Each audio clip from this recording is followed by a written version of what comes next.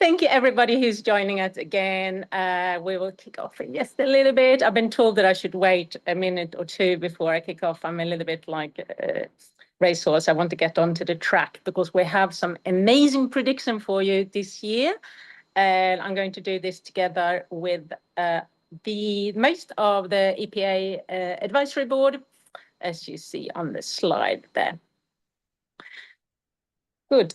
So before we kick off with what we're looking into and what we'll do and what we are speaking in our community, how we're preparing for this year ahead, just look a little bit back of what happened in 2024, actually. And as it's been for the last 10 years, it was a transformative year for the payments industry, specifically in APAC. But it was a year where we saw a lot of implementation of key innovation rather than new technology coming to the market. We saw a continued uptake on cross-border payment. We saw continued uptake on digital wallets.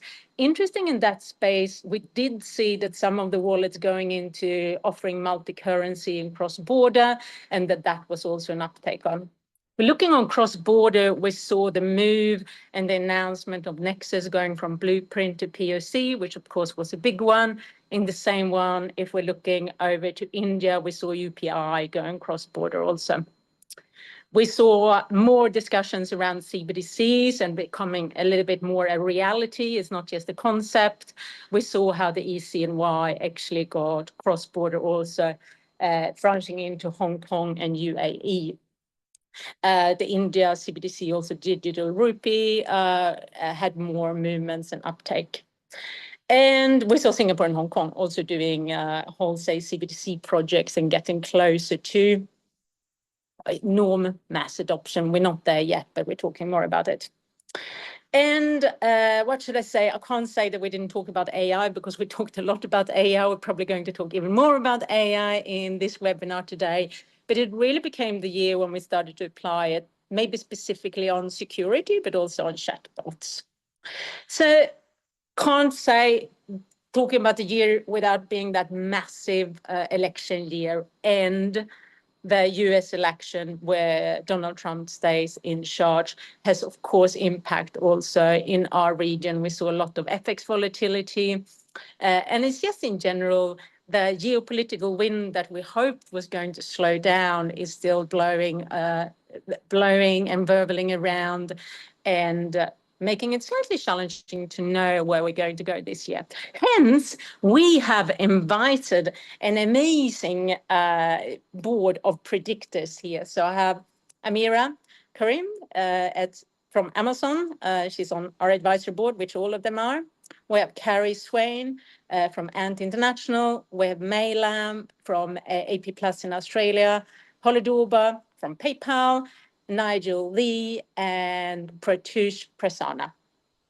But before we kick off, also let's look at what EPA did during 2024. I'll prepare a slide for that. We did, if you see on the bottom, we stayed on and worked heavily with the cross-border payments space, being represented in the FSB task forces, both on the API harmonization, but also in legal, regulatory, supervisory, and the PI infrastructure. And you can see the numbers also on membership growth with many, many submissions, and we have coverage of followers and members across the world with enabling, taking part and hosting 57 conferences, roundtables and panels. So a lot of things was going on. Before I turn to what you come for, I'm going to ask you, audience, one question. So if my team could please pull up that question. And we're asking you, which word do you think we in the APAC payments industry is going to use most during 2025?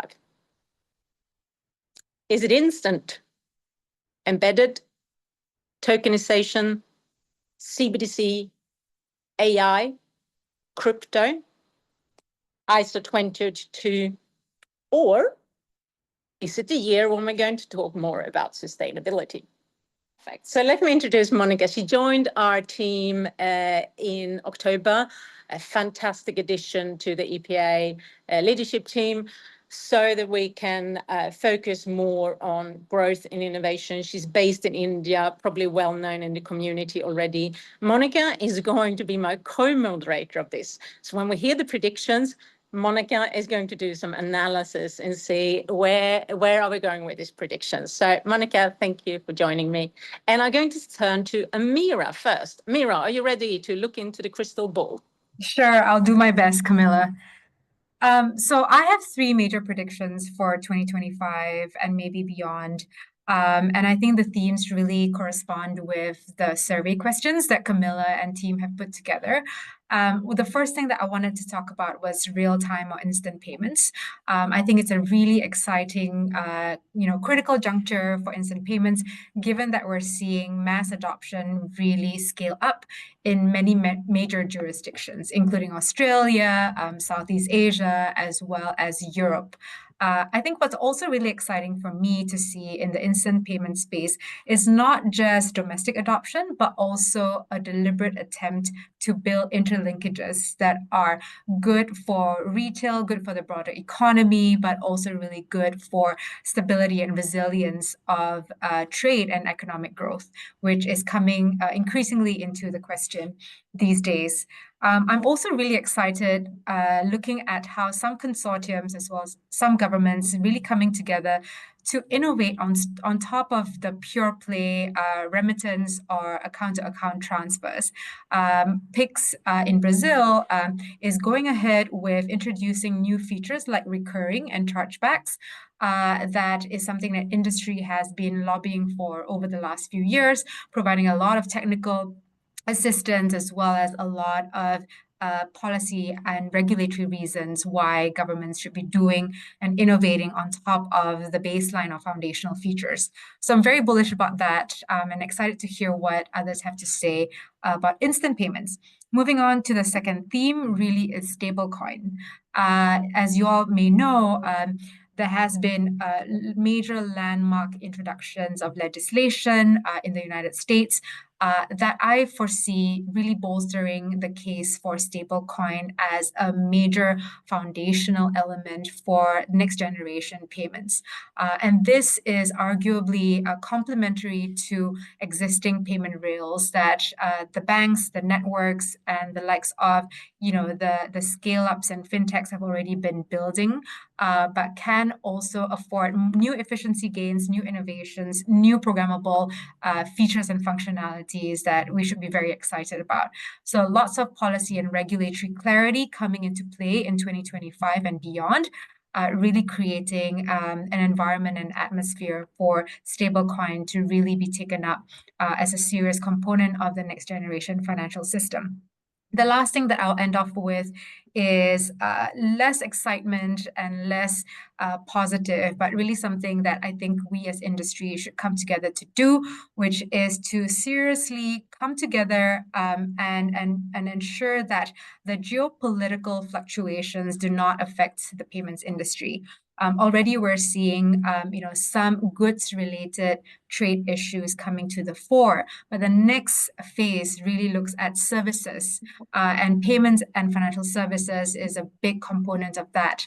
Electronic transactions are a critical component in that particular facet, and already we're seeing the European Union looking at different instruments and different legislative mechanisms to retaliate against what they anticipate will be measures by the new Trump administration to curtail Europe's influence in the global economy.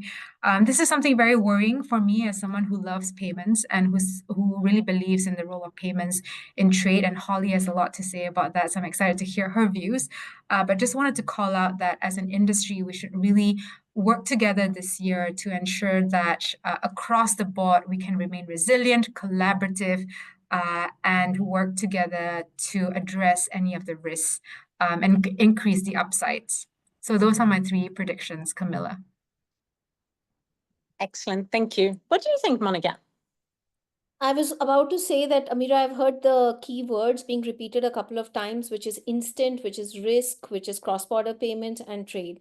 And I think all these have different connotations attached to basically which region you're representing. But globally, these are risks that outline not just what we are going to expect in political circles, but also in terms of payments. And this is where I think the most impact is. So thank you for actually highlighting this very, very important role that payments plays in being able to connect countries and of course people all across the world. On this note, I think I want to hear more about the word instant and all the keywords that Amira has set us up in terms of being able to hear from other panelists, and then we'll come back to the main themes in a bit. Back to you, Camilla. Fantastic. Well, I'm going to talk for sure about instant. I think we're going to turn to May Lamb because this is really your space. So May, let's hear what you have to say. Yeah, thank you. There's actually quite a few things already in common with Mira, so it's good to know. So just before I go into the prediction, just want to say that it will be continue to be a rapid transformation and driven by the technological advancement, especially in AI, the regulatory change, but it's more also the support as well from the regulators, and also the evolving of the consumer behaviors and also geopolitical tension. So the prediction that I have, the first one is that I believe that's the continued growth in terms of the cashless payments into the super app, so especially in the Asia Pacific region, and that is the innovation is gravitate towards the convenient, secure, and the fast payment, instant payment methods. So we see more account-to-account transaction, real-time payment using the wallet. But also, one thing that I will predict will be that's using the tokenization to make the embedded finance happening more within the super apps. So they're making it very interoperable, like the loyalty program, instead of one retail that will come in with the group consolidations, discount, lending, insurance, it will all happening within the super app. The second one is that, yes, the real time. So yes, I see the prediction is the expansion of the real time payments in account to account and cross-border payments. So as mentioned by Amira, we see more interlinking. So the Nexus project will not be just a label. We see more action in this year on the interlinking of the real time payment, but also that we will see from the retail perspective that, for example, in Australia, we will see more scaling of the pay to, but it's that among the more large enterprises, the billers, and then the fintech and the pay techs, we actually push out more one-click experience using the account for real-time payment as well. So that's the from the real-time perspective. The third one that is that definitely the investment in technology. So that's in AI, in the cyber, in data, in tokenization, and also continue the quantum safe. But this technology investment is not for everything. I think that will be really focused on the advancement on the payment security, the fraud prevention. So we see more the AI, the machine learning using the likes of blockchain to strengthening the security protocol, detecting more fraudulent activities real time, using the data to move into the adjacent for different offerings for different merchants, so we can see more revenue stream come into play. And also the government and the regulator will be providing more support and also enforce stricter compliance regulations so the investment, it can be response to those requirements. And also more layers of protection. So like of a verification of payee, that will be a solution coming out to life in various jurisdictions, more use of digital identity, but not on its own, to be embedded in the payment flow, and also more biometric authentication, that type of investment as well. So the last but not least is the CBDC development. So not stablecoin, CBDC. So the reason I mentioned about that is that in the aim of the lower the cost of the transaction payment, the instant settlement, but more so on the wholesale market to release some of the geopolitical tension or taking advantage of that. So that's my prediction.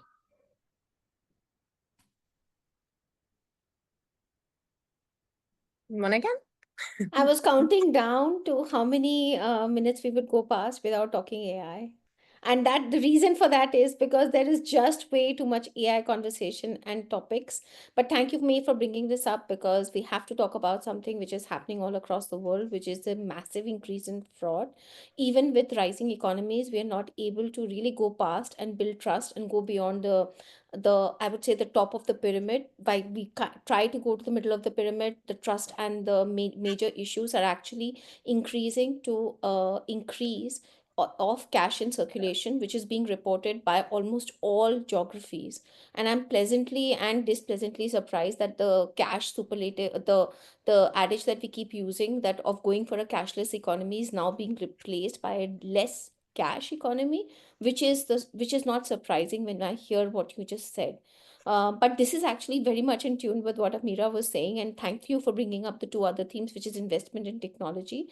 That again is a big aspect of both the spending from major companies all across the world to be able to protect themselves, but also to be able to instill trust. And those are the cornerstones of our payment ecosystem also. So this is absolutely great. Now looking forward to what Holly has to say. So back to you, Camilla. Fantastic. Thank you. So yeah, let's go to Holly. Thank you. I was wondering whether I would be next or last and going to have to just agree with everybody else's predictions. And I'm not sure whether mine are predictions so much as what I desperately hope will happen in 2025. But the first one is in my favorite area, which is public policy and regulation. And I think and I hope that 2025 will be the year that jurisdictions will realize that traditional ways of regulating traditional financial services is not going to work for payments and payments technology. And that those jurisdictions that do realize there has to be another way to get a balance between consumer protection, competition, and innovation in the digital economy will be the ones that win and attract innovation and will attract investment. And I think the second part of that is there'll be this ongoing focus on the cost of payments. And that's where industry really has to lean into informing, educating, defending the value of a digital payment and all of the consumer protections that are delivered when you're transacting online safely, securely, fraud protection, scams prevention. And so there'll be this tension, I think, over 2025 about how do we regulate this in a way that doesn't kill innovation, but also how do we balance costs and balancing what consumers expect when it comes to the cost of payments with actually the value that is delivered through digital payments and emerging technology in the digital payment space. My third prediction is building on Amira's point and on the obvious geopolitical trends. I think 2025 will be a year of probably more fragmentation as different regions, different jurisdictions sort of go to their corners and work out how they're going to approach the change in approach to things coming out of the US in particular. But I also think, Camilla, I don't know if you're going to be the sage of the year, but maybe we just say EPAA is the sage of the year, because we've been trying to talk about trade and payments for probably coming on 2 years now. And a lot of times we get confused looks. I think 2025, given all of the geopolitical changes and shifts, might be the year when everybody proclaims themselves a trade expert, and if not, really wants to deeply understand what are the issues in trade and why does payments matter in that context. The answer is because there is no trade without payments. So they're my thoughts. Excellent. I'm going to turn to Monica and keep my reflection to the end. So, Holly, thanks for bringing up the cost of payments. The government and the regulators want to keep it zero, and the industry is fighting against it, but they cannot because there are soft mandates all across and also some hard mandates. And ultimately, taxpayer money is being spent to incentivize. And the minute the incentives are going, cash is coming back into the system. So I really don't know what the end goal for most of these kind of artificial incentives is going to be. But I can say that the cost of payments is becoming a even more critical question, specifically for the economies which are trying very hard to curtail cash, which is still not going down. So that's one part. And I really liked, again, because you also operate in that market, about cross-border as well as international implications of both geopolitical and other risks, specifically with regard to trade. And we also have personal data protection laws, which are now being enforced, and they have huge implications with trade and trade agreements also coming into the gambit in terms of how much data will be shared and with which jurisdictions. So a connected world, not just by the internet but by payments, is now becoming more fragmented than ever before. So this is it's going to be a two-way race where we're trying to connect and then we are also trying to disconnect this year. So extremely grateful for hearing these very, very diverse, but at the same time, very converging opinions on these topics. Back to you, Camilla. Fantastic. And Nigel, you are not last and you're not least either, I was going to say, because Pratyush will come. I heard it. He can't see clear in the crystal ball. He's still shaking it to get the forms coming up. So he will be here soon. But in the meantime, Nigel, please, what have you seen? Or what do you see? Look, I actually, a little known fact here, I actually have a Magic 8 ball at home and I shake it every day. It's the closest I get to superstition to see whether or not things are going to go right or wrong. So it does not have in it everything about payments, sadly, but we probably should have one for EPAA like that. I think there are three things. So I definitely see the elements that Holly and Amira and may have just discussed. I think there are a few things coming at it from a slightly different perspective. From an industry perspective, I think that this is going to be the year when there is monetization of the payments in companies. And what I mean by that is we're going to see the likes of Stripe going to IPO. We're going to see the likes of all of the small investors that have been making investments into payment-related companies, particularly in Asia Pacific, are all going to have to go and be forced to try to monetize. So we're going to see either M&As from smaller payments businesses around the geography, or we're going to see some of those businesses simply going to IPO where they can. The reason for that is that most of the investors and the invested funds, private equity and venture capital, are now in this space for 5 to 7 years. And so they need to get out and monetize for their LPs. So I think that's one thing we're going to start to see. We're going to start to see a lot of commercial change in the nature of the landscape, with people buying different entities around the geographies, either in roll-up strategies or going to IPO. And it's all going to be based on monetization. The money needs to get back into the system so that people can then spend to the next layer, which will be AI and other elements. So that, I think, is going to happen for sure. The second, I'm absolutely with everybody on a view around CBDC. I think there is a direct link here between that and stablecoin and the way in which that facilitates the new financial system infrastructure. And the reason, what I know what's happening in Australia at the moment and will begin to happen in other geographies is a combination of, if you like, localized, non-open coin infrastructures within banking environments behind the bank walls, having to then be on-ramped and off-ramped onto a stable coin infrastructure to facilitate the ability to be able to do transfers both between financial organizations, between businesses, and cross-border. I think that is going to be a real push this year. And I think we're going to see that happen almost everywhere. That will be CBDCs being pushed in each geography to be used by the banks in order to facilitate, first of all, internally in the geography, and then cross geographies, a stable coin infrastructure, but their own use of CBDC ledgers behind the firewalls within banks, on ramping onto that. So I think that's going to happen, and we're going to see this will be the year that that'll start to get pushed. As I say, it's already, I know, happening in Australia. And the third bit, I think, that I'm kind of passionate about is there will no longer be the language of alternative payment methods. Ultimately, I think now everybody is coming to realize that in most geographies, the vast majority of payment-related activities actually happen on rails that are not the Visa, MasterCard schema rails.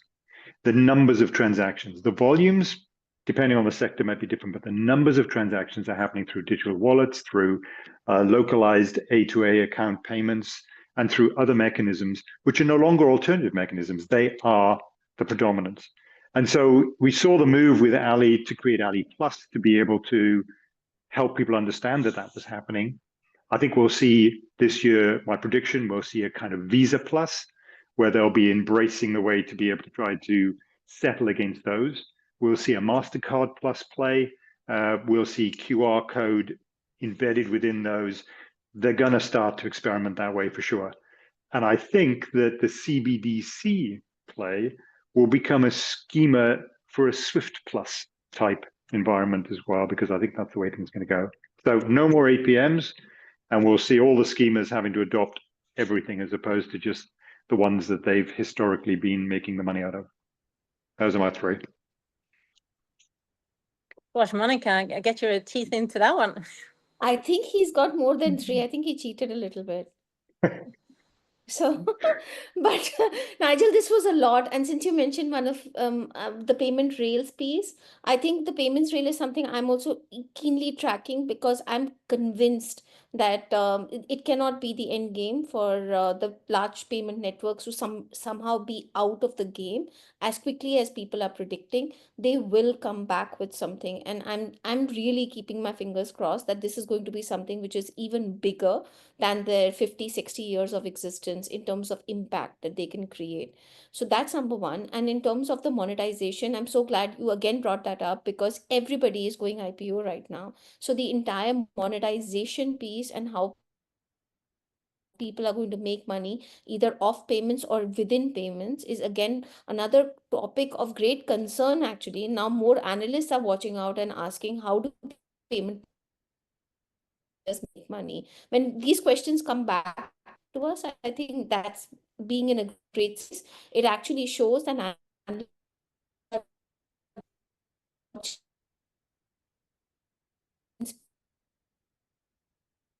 Oh, much she's giving more us the many types keywords. and how many numbers of payments there are, but in terms of but in information for all of us to understand in terms of where the winds are blowing, also in terms of how the noise is going to happen in the world of payments. Where you cheated, so we'll let that go and wait for Pratyush to come back. Excellent. So I listed Lots of keywords. I just did a few comments here because a lot of things. So I was just at the first conference of the year and I had a lot of discussion that is, of course, it's touching on the topic we have here. But something that we kept on saying, it was quite a small conference you bumped in, is like, maybe it should be the slogan for one payment. But I do not mean that one rails there, but talking about that, like actually standardization of the end consumer sides. We don't have to talk about the alternative. The consumers are just paying, and we have the orchestrations on the back end. Something else that all of you touched a little bit on is that a holy grail of data. So actually reflection on May, like where do you see the biometrics in this space? Because you talked more about the embedded payments into the different apps. Do you see that will be more discussed this year? Yeah, it will be part of the digital identity. So so it will be part of biometric, but it's focusing on the authentication of it. Excellent, thank you. And on the data piece, what I felt is we often turn to that AI to solve things. It's sort of what we're ending and putting our trust in the end of panel discussions. But what do we need to do with the data piece if we will be able to use the data or not? And a lot of discussions has had, as if you saw my predictions online, is that we'll start to talk about privacy enhancing technologies in a greater extent and really drive up the awareness of that. So actually going to turn to Amira and see, do you see more pipeline discussion of privacy enhancing technology coming down the line? Yeah, absolutely. So I think that discussions on PETs have been percolating over the last few years, both at the policy and regulatory level, but also, at the product and technical level. And I think this year we will see a deeper convergence, a more substantive kind of collaboration, as the technology should not be quickly outpacing the rate of regulatory kind of clarity, right? I think also what's really interesting, to Nigel's point about the nexus of AI and payments and stablecoin, is that AI can be a game changer for a lot of the frictions that we see existingly in the kind of payment space. Can be facilitative for fraud and AML issues, can also be facilitative of the kind of onboarding journey that many of us are really hoping to address gaps in. So super excited about that. Where I'm a little bit, concerned is how cross-border data transfers are going to continue to be protected. And this is a really critical issue that we as an industry need to come together to collaborate on, because without clarity, without a risk-based approach, none of us can do business, and expand into other geos and jurisdictions. One example is that there are protocols out there that provide some guidelines related to how cross-border data transfers can be done in the payment space, but they don't really provide a lot of clarity on specific kinds of payments data and that can be transferred, and specific ways that personal data can be protected. So hopefully this is something we can continue to work together as an industry on. Fantastic. Thank you, Mira, for that commentary. And Nigel, I have a tricky one for you because I've flowed back and forwards on this one. How related to stable coins, I often think, but even when we're talking also consolidation and IPOs, how do you think like a rising interest rate environment is going to influence the payments industry, especially many of the stable coins business models are born and flourish in low interest rates? Is that something you pondered and you see something will happen in 2025? It's look, so on the stablecoin side, I think stablecoin itself is not necessarily a low interest rate or a high interest rate play.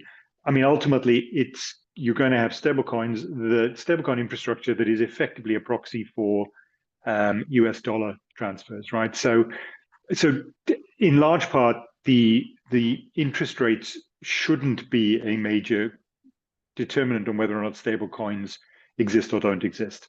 So I'm less worried about that. And I think the technical infrastructure around making sure that CBDCs in an individual country are going to be able to be transferred. So as an example, if you have an Australian CBDC, which we do have or will have, and particular banks both have their own internal ways of being able to deal with that, but they on-ramp to, say, an Ethereum Australian stablecoin infrastructure to do the transfers between Australia banks, then interest rates don't matter. So I'm not worried about that. I am worried about the fact that rising interest rates will actually put people who are going to go through reinvigorating the investment side and the sale and buy side of players in the financial services and the payment space. So as Monica said, companies going to IPO, companies going to buy smaller companies. I worry that will have a real problem from an interest rate perspective. That will actually put a stop to that. And many of the funders, many of the private equity companies actually can't afford that to happen. So I do have a concern there that if interest rates go up, we will find that will go on pause. And actually many of the companies that don't have monetization businesses today will simply collapse. And that worries me. Yeah. So my thinking with the stable coins is that they have earned a lot of money on the reserves, and that will go away. So I think that still is part of the model, but I don't know enough about it, but I'm thinking, will that shift? Because as a mortgage holder, we talk a lot about where will the interest rates go. So of course, I think that Pratyush, did you shake the crystal ball heavy enough now so we can hear what you see down the line? Well, I'm sorry, for joining late. Apologies. It's hard to get the predictions right, so a little bit more of time. Please go. And I missed out hearing on all the crystal ball gazing that everyone else did. But I actually think that it's going to be a tumultuous year. I'm sure everybody has covered that, right? In the first month itself, our good friend in the White House has done a lot of changes that were unpredictable, like beyond belief, right? However, I think from a macro perspective, I actually think that obviously, as Nigel was saying, the interest rates are going to be the key driver of sentiments worldwide. But I think, apart from the stablecoin bit, which you guys are better experts at, but I think In non-US geographies, you can already see people raising their interest rates, including Japan, right? But in the US, I think it will be more interesting because if tariffs come in, they have to make sure that domestic consumption increases, hence taxes and other forms of making sure that there is enough heat in the economy will be done. Which is why I think it'll still be a good market for capital markets and investments, hence better for startups, so to say. I don't know if it'll percolate to our part of the world though, but maybe I'm being very optimistic. But one thing is for sure that Trump cares a lot more about sentiments in the market than he cares about anything else. Therefore, he will make sure that market sentiment, stock prices, and investments continue and become better, is what my general guess at this point is. So a lot more money in the system because of tariffs. Obviously, buying capability of people will reduce, hence taxes reduction, and hence he will try to generate more domestic demand and pump in more money, is the way I look at it. So I threw you in on my little spiel on interest rate. That was actually not Nigel's to start off with. So I shield you from that one, Nigel. But Patrice, what do you say spending so much time in Indonesia? Could you shed some light on what do you think will happen in 2025 in that market? So Indonesia has had a new change of government, right? And obviously, the present incumbent government is generally considered closer to China, but that's the past, generally speaking, right? I think two countries have a really good opportunity to leverage macros. One is India, the other is Indonesia, because they are very well poised to play both parties, right? China, because China has very less avenues to invest outside China. And US, because US will obviously want to have more visibility in few specific markets, which they do not consider a threat. Or they don't have military planes transporting people, right? So that's why India and Indonesia, I think, would be very well poised to play both parties against or both sides in the macro play against each other. And that's from a macro point of view. As many of you know, specific to Indonesia and more specific to fintech, the Indonesia market hasn't been a great market for returns. So that's why, and also, again, as some of you would have known, there have been very blatant, corruption slash, how do I put it? Mismanagement of funds in Indonesia in last quarter, right? So from an investing perspective, it's actually a very difficult market. Or from raising funds point of view, it's a very difficult market now because everybody will be asking the question that, are you spending money the right way? Are you even like siphoning off money from the market itself, right? So I think fintech is going to have a tough year in Indonesia for sure, except the ones that are close to profitability or profitable already. So I think it's a year of consolidation that is going to happen. So I will not be surprised if Gojek plus Grab happens primarily, hopefully, or consolidation generally for smaller fintech happens because it's going to be impossible to raise money if you are here. Excellent, thank you. Monica, what do you think? So Pratyush brought that up, but from India and Indonesia perspective as well, we had a rather strategic move of inviting over the Indonesian the highest person in government office to India for one of our functions, which is again considered to be only the one, considered to be of strategic importance for India. So I think what Pratyush has said just underlines how difficult things are getting, and also our cross-border trade is going down, etc., etc. But having said that, on the payment side, I feel that almost everything that Pratyush has said has implications, because the key word that everybody was looking for in terms of Trump's presidency, as well as everything that we're hearing, is deglobalization. And if that starts to happen, the first casualty will always be payments. And we are trying to actually increase the base of the pie and to increase B2B and G2B and other payments. But if these kind of measures come in, then it becomes strategically very, very difficult unless you have diplomacy drive business instead of the other way around. And this is where I think things are getting really tough in our side of the markets. And as far as the markets are concerned, I hope so Pratyush and everybody else is buying the dip. At least I am in India, so it's all good. It's a pretty tough time for the markets here. It's very difficult to raise funds. All the payment related players that have done IPOs are also under pressure because none of them are performing. So I think we will hear this a lot, which is, do payments and providers really make money, or do they provide and create the impact with which they have been able to raise their valuations in the billions? And that question continues to arise.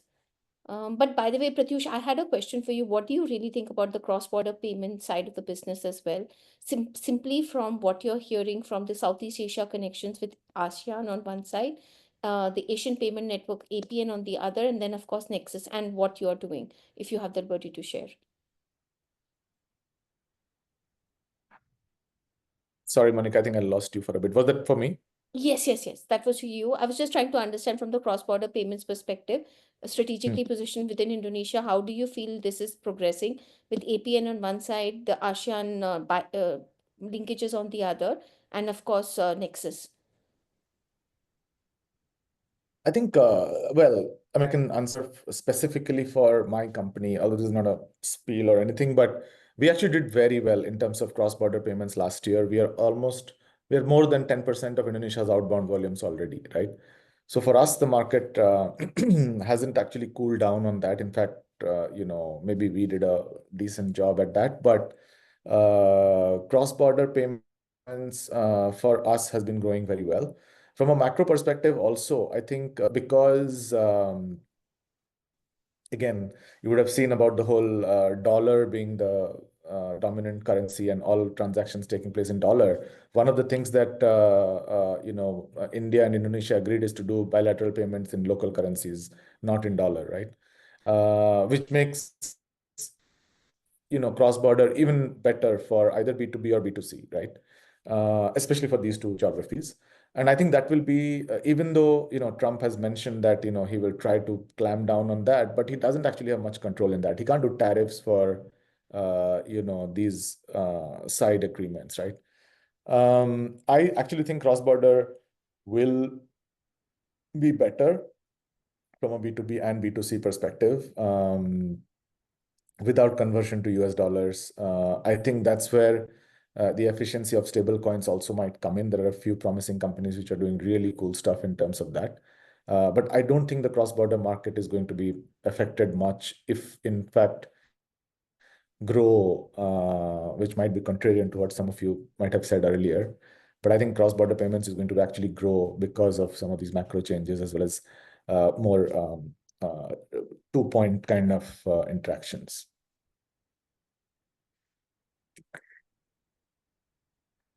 Fantastic. I think we have had a lot across the board. Monica, any reflection you want to do? No, I just want to say that there is a diverse feedback on what is going to happen with both the payments industry as well as, of course, the political situation and the risks associated with it. We've had a very wholesome conversation. I'm just trying to think about some more aspects to bring up, as well as, of course, to take notes of what we should be watching out for in the next year. Fantastic, thank you. Maybe we should see what the audience thought in the poll. So, Jen, could you please show the poll?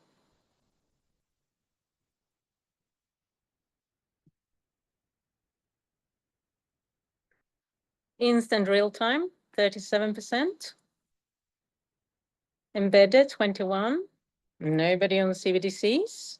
AI, 32%. Oh, that's interesting. So instant is more. Crypto increasing. Nobody voting for ISO. And unfortunately, nobody voting for sustainability. We have to keep on talking about it. Eventually, it will happen. So I'll close that. So thank you very much for that. I think it is an importance to talk about, like, what you let's say intention. When intention goes, that's where you get the results. So where you focus the intention, the brain. You know what I mean? Audience, I'm babbling. I get nervous because we're going to predict or say the Sage of the Year from last year. And of course, this is a very important title to get. You get to hold it for a year. So team, don't pull it up just yet. I'm going to say that in 2024, we saw the surge of soft POS adoption across the APAC. So please show us the sage of the year who saw that this would happen. The news stories that came out of it was Apple opened Tap to Pay both in Europe and Australia. And so you have to keep on going a bit on the slides then. And we had PineLab and Visa introduce soft POS in India, and Union Pay introduced soft POS in China and Southeast Asia. So please flick a few slides forwards and we will see who did see this in the crystal ball.